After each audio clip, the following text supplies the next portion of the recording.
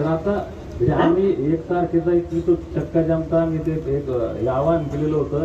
त्याच्या अगोदर जर आपण हे सगळं केलं तर तो मी उद्या पत्र पाठवतो. तेव्हा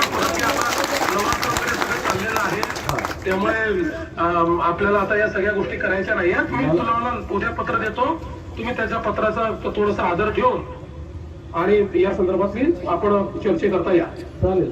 ते पत्र तुम्ही ते म्हणजे आहे पहा, मी जे दोन मुद्दे सांगितलेले मला एकतर तुम्ही जे लिगली 36 नंबर आहे त्याच्याप्रमाणे तुम्ही धनगडचं जी आर आपण तसाही काढू शकतो साहेब जर काढायचा तर. नाही जी आर काढायचा आपल्याला अधिकार नाही आहे दादा.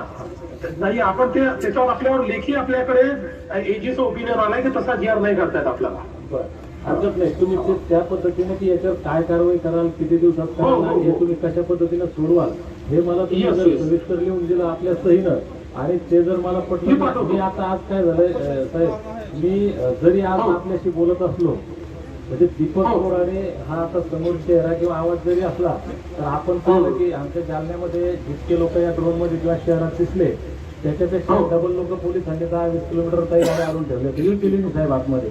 बरोबर आतमध्ये शहरात माणसांना जागाच नव्हती, त्यांनी बाहेरच रोखली, ते बाहेरच्या बाहेर निघून गेले. तर आता या सगळ्या लोकांचा विश्वास म्हणा किंवा यांच्या नजरा माझ्याकडे तेव्हा म्हणूनच काय आहे की माझं मत तेच आहे की उपोषण धरणे आणि या सगळ्या गोष्टी या महत्वाच्या आहेत, पण ज्यांनी प्रश्न सुटणार नाही प्रश्न अमोरासमोर बसूनच सुटणार आहे.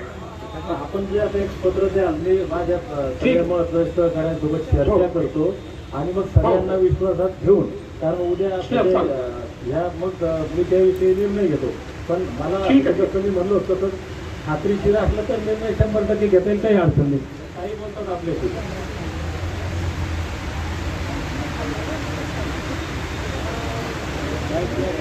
माईक सांगा, माईकवर बोला.